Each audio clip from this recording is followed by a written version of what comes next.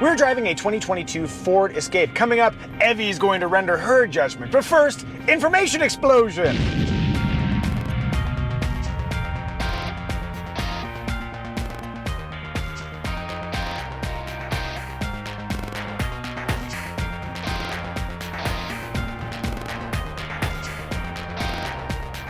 If you don't know, the Ford Escape is a compact SUV. Let us begin with interior. How do you find the interior of the Ford Escape? How can I describe myself without sounding like an idiot? I'm just not great at figuring stuff out, and this car doesn't make me have to. On the HVAC, it has a picture of a person. Arrow goes here for air here, arrow goes here for air there. Head hot, push head button. I really like it when it's that simple. Material qualities seem on par for the price point. Yeah, there's a bit of a high-low thing here. I wouldn't say that this is the most premium among the compact SUV category, but there are some elements that make it look a little bit nicer. I know you had a thought about door storage. So I take this giant mug with me everywhere I go, so I like it when the door storage can accommodate it, and this doesn't really. You can put it in the forward angled big one, but then it's forward angle, and then you might have drippage issues. Or you can wedge it into the other one, but it feels like it's not meant to be there. Okay. The Ford Escape has sliding and reclining second row seats, which gives you a lot of flexibility. So in the back seat, I fit very well behind my preferred front seat position. There is, in this one, flip down center armrest. You've got rear vents in this version, which I really like, and also some power points out there. I didn't have any issues installing the car seat. The latch points are very exposed.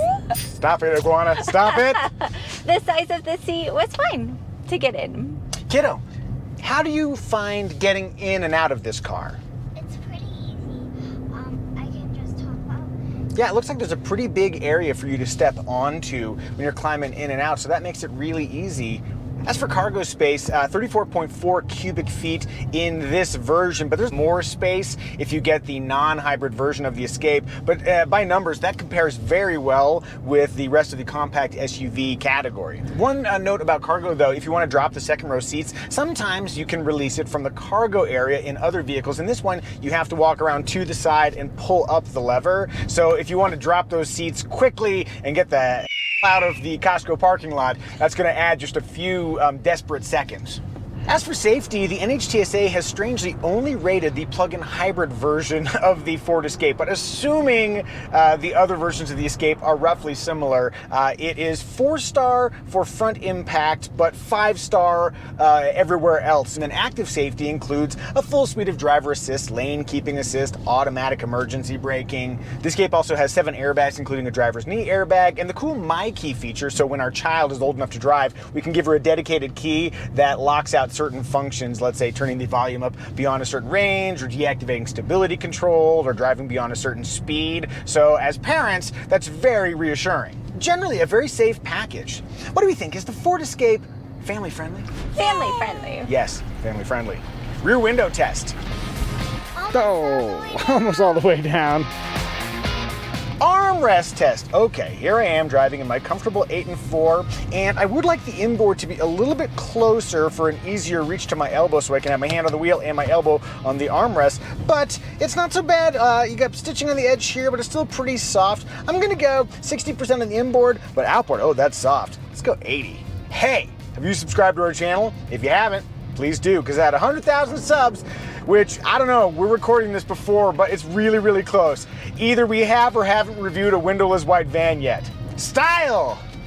Pardon the brief interruption, but we're going to talk about today's sponsor, Flying Eyes Sunglasses. While I struggle to get mine out of their case, sweetie, tell them about yours. Well, let me struggle to get mine out of my case. I wear the ophthalmic line of Flying Eyes, which come with these removable magnetic tinted lenses. They offer the same super flexible and durable temples that they offer on the Flying Eyes aviation frames. Bam, bam, bam.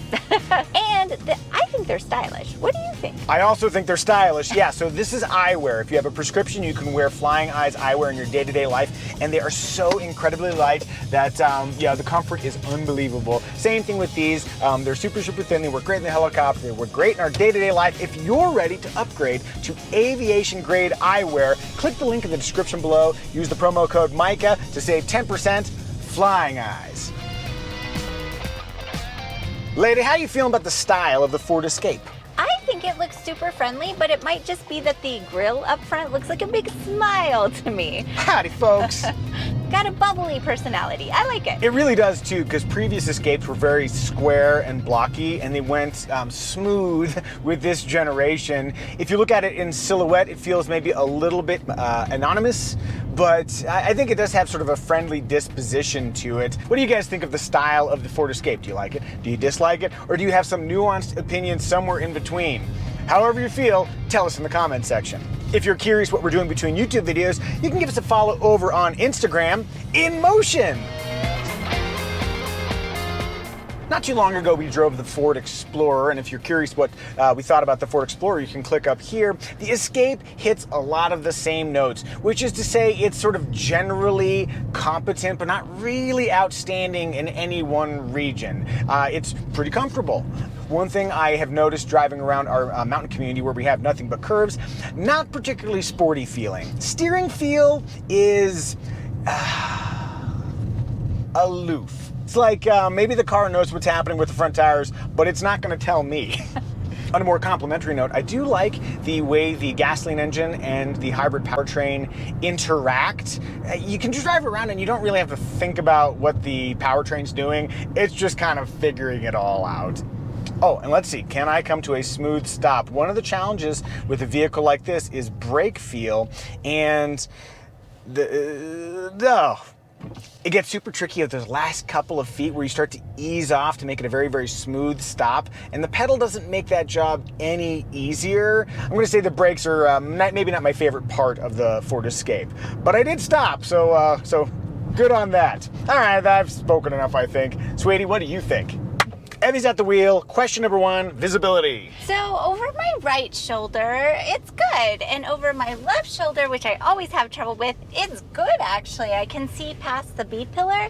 The A pillar's a little bit thick and angled, but overall pretty good. Blind spot warning comes standard, so it's funny that the one vehicle that you actually really can see pretty well out of also comes with the supplemental visibility of blind spot warning. I enjoy driving a lower to the ground SUV, so I do like the feel of driving this around.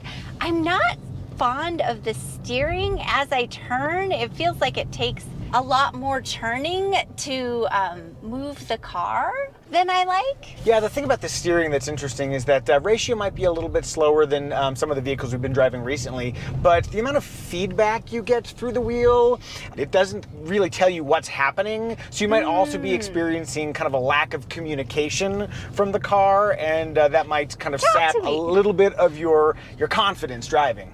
That makes sense, yes. Last thing, we got a little bit of a kind of a straightaway. Floor it and see if you have enough power. Whee! How's that feeling? That feels pretty good, actually. That's more than I was expecting from the way this looks. Yeah, so the hybrid, not only does it give you great fuel economy, but the electric torque gives you immediate response. So as soon as you request acceleration, the vehicle gives it to you. Then the gasoline engine comes into its happy rev range, and it gives you even more. So yeah, I think it's spunky. I don't get to use that in every video, but I'm using it here. Sweetie, have we achieved spunky status? Yeah, we have. Oh good, we're spunky. Let me get back in that driver's seat. Overall, I think the Ford Escape is a fine driving vehicle. Not my favorite in any one category, but it'll get you around wherever you're going. Moving onward to emotion factor. Is there an emotion factor here? I think there might be for some people, depending on how much you value how cute the exterior is, but I don't think there's a strong emotion factor. factor here. If you want a stronger emotion factor, you could buy a Bronco Sport, which is on the same C2 platform from Ford, and that's a much more emotive design, and you might feel a little bit more strongly about your connection with the vehicle. So I will say, here's one place where you could find emotion: fuel prices. If you buy the hybrid or the plug-in hybrid that we're driving here, that might be a place where you might feel a positive emotion. The one we're driving, if you plug it in overnight, you can get 37 miles of driving range before you have any gasoline being used, and then after that it just drives like a normal hybrid in very efficient fashion. If your emotional landscape involves the pain of high gas prices, this might be a salve for that. Have I ever spoken like that? What's happened to me? What a weird segment we're having. If you're feeling emotionally drawn to buy a Ford Escape of your very own, click the Kelley Blue Book listing link in the description below for real vehicles in your area. Remarks! Remark number 1. Infotainment. Okay, we are never going to get a vehicle with the base infotainment screen. In the base S trim, it is a 4.2-inch screen, and I was thinking, like, I think that's smaller than my iPhone. Like, I don't even know how that works. It's so tiny. I want to see that. I want to see that too. I'm super curious. Every other trim has an 8-inch screen, as does ours, and I think twice as big. roughly Almost. twice as big, twice as much screen. But I think what's so cool about the 8-inch screen is that this is Sync 3. It is not the newest iteration of Ford's Sync infotainment system, but I think it's really smartly designed. Maybe they could use a color besides blue and white, but there is no ambiguity about what you're using. The sub-menus down here are very, very obvious. It's got pretty snappy reactions, and the thing I love so much about Ford's infotainment system are the buttons they have chosen to give you down here in the hard button area. They're so limited, but they're exactly the ones I think you would want a hard button for. Audio. So you can go to the sound settings. I can't tell you how many times I've tried to change the sound settings and had to dig through layers of menus to find that. So I love that that's there. And then this one, it just cleans it up. So if you don't want to be bothered with the infotainment, you just need a moment of peace. Please, just a moment of peace in this crazy world, push the button to the right. And then of course, play and forward and back on the tracks, and then 2 knobs. It's such a good, logical, limited interface. I really like using it. And Apple CarPlay and Android Auto both come standard when you get the 8-inch screen. One more screen to note, over here in front of me is a 12.3-inch digital driver display that only comes, I think it's on the very highest trim, but nonetheless, you won't find this on lower versions, but I like it. It's a clear interface, and it works just fine.